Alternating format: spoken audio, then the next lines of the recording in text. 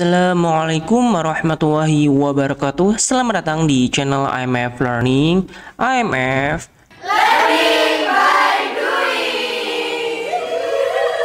Pada video kali ini kita akan sedikit membahas belajar coding 3 dasar pemrograman dengan Python, di mana kita akan menggunakan dataset ataupun data yang kita buat sendiri ataupun kita temukan di lapangan, di mana data tersebut akan kita bagi, yaitu train, valid, dan test. Ya, data ini akan kita pergunakan untuk melatih sebuah machine learning supaya bisa melakukan klasifikasi, regresi, ataupun cluster atau pengelompokan.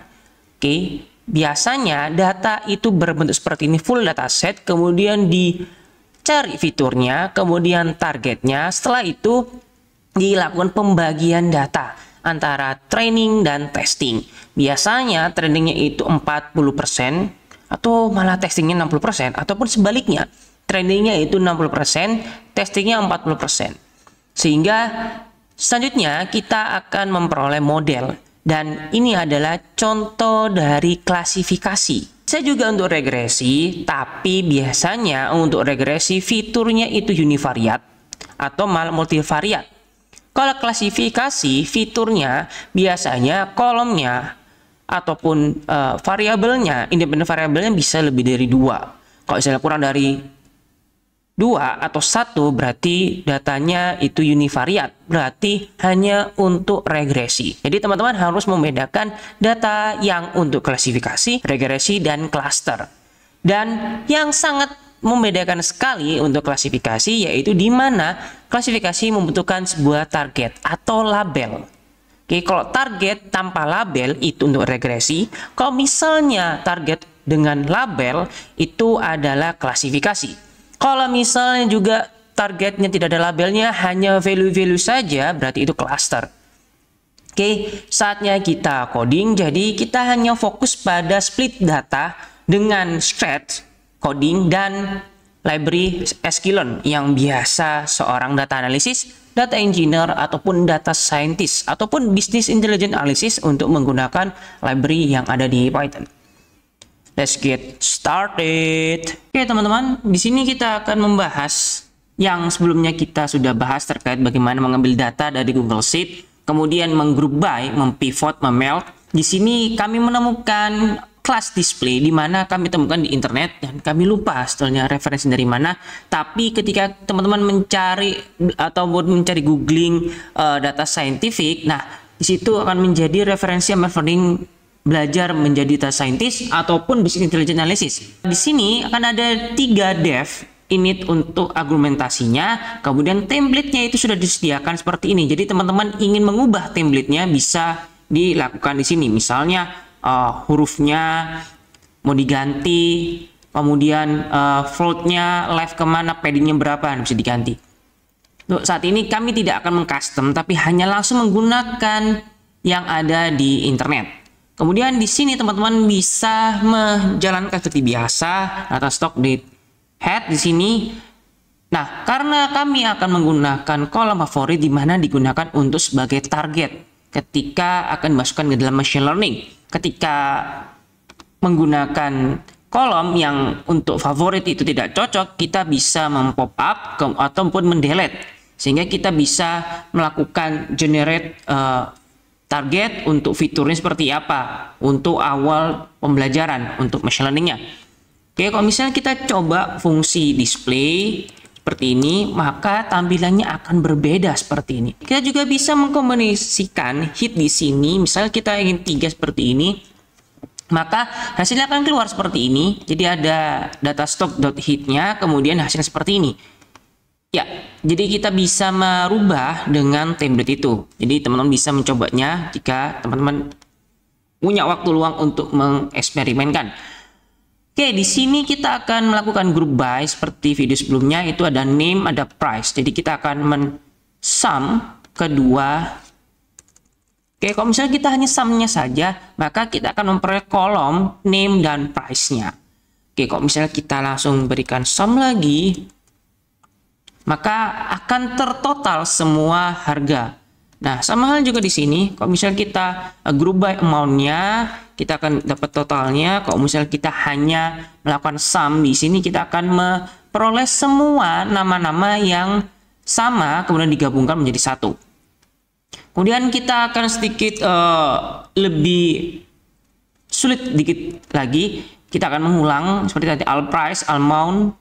Ya, kalau misalnya teman-teman ingin menghitung total dari ini, dari price yang di sini, total price di sini, kemudian total amount-nya. Nah, kita bisa lakukan hal seperti ini. Kemudian kita akan bisa juga menggabungkan langsung dengan com price amount-nya. Kalau misalnya teman-teman nggak mau lakukan seperti ini, bisa lakukan seperti ini. Jadi dihitung dulu all price-nya, kemudian all amount-nya, kemudian dilakukan pengulangan seperti ini. Kalau misalnya menggunakan hal seperti itu, maka itu kurang efisien. Karena akan melakukan display satu persatu. Oke, kalau misalnya kita buat displaynya all price ya, kemudian kita kasih koma lagi, all amount, koma lagi, total price. Oke, seperti ini. Nah, hasilnya akan seperti ini. Yang ini berbentuk data frame, sedangkan ini berbentuknya array.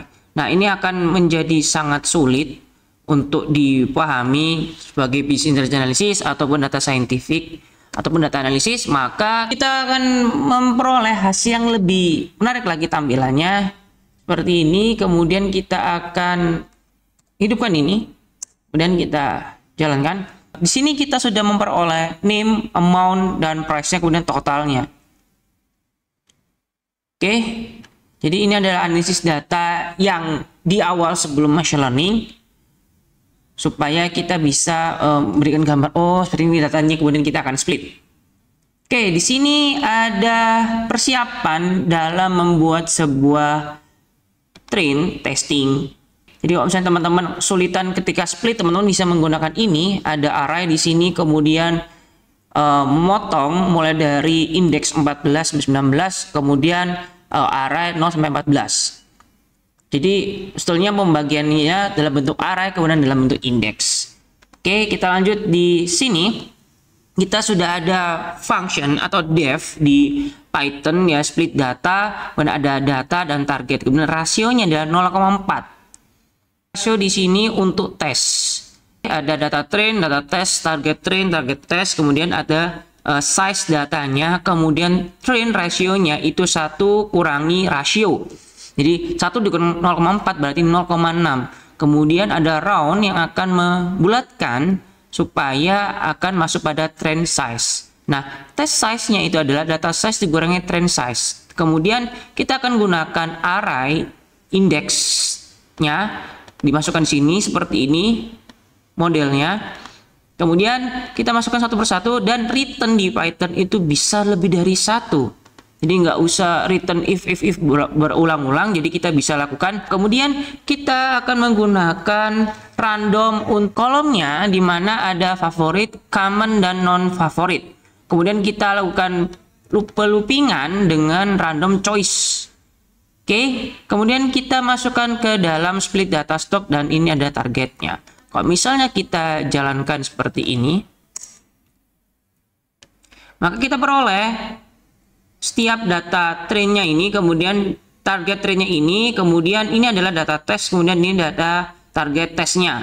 Nah, kalau misalnya kita pakai library dari sklearn, oke, kita tinggal panggil import train test split, kemudian kita singkat TTS. Kemudian model selection, nah sangat mirip seperti Scratch, hanya saja kalau kita bandingkan dengan waktunya, kita menggunakan Scratch itu lebih cepat milisecond, 0,5, dengan sklearn itu 1,7.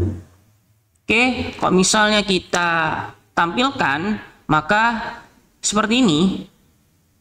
Oke, kok misalnya kita juga menggunakan data dummy, kita tentukan parameternya apa, size-nya apa, kemudian range-nya apa, Kemudian kita lakukan perhitungan time-nya seperti ini. Ini untuk scratch-nya dan ini untuk skillen-nya.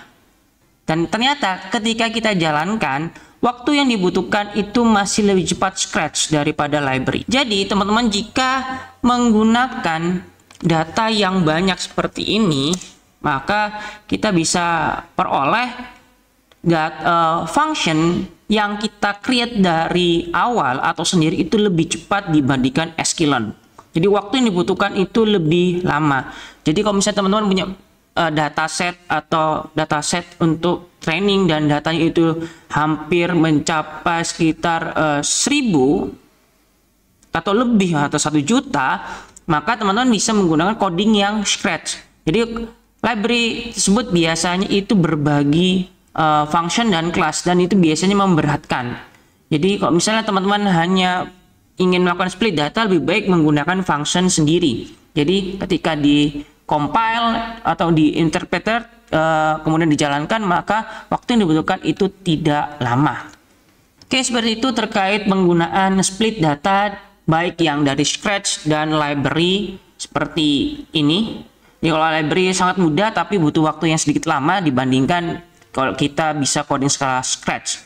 Dan ini adalah codingan untuk yang sklearn, kemudian ini adalah codingan dengan scratch.